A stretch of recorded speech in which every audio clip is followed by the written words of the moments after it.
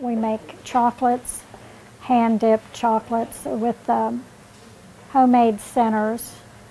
We make almondized peanuts, mints, a lot of brittle.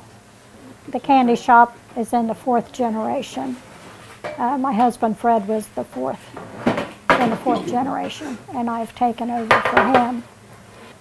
It worries you some that you got to carry on. You know, you don't want to let anybody down. You realize everybody that has carried on before you, and you want to make sure you do the job. It's a big deal. It is a big deal.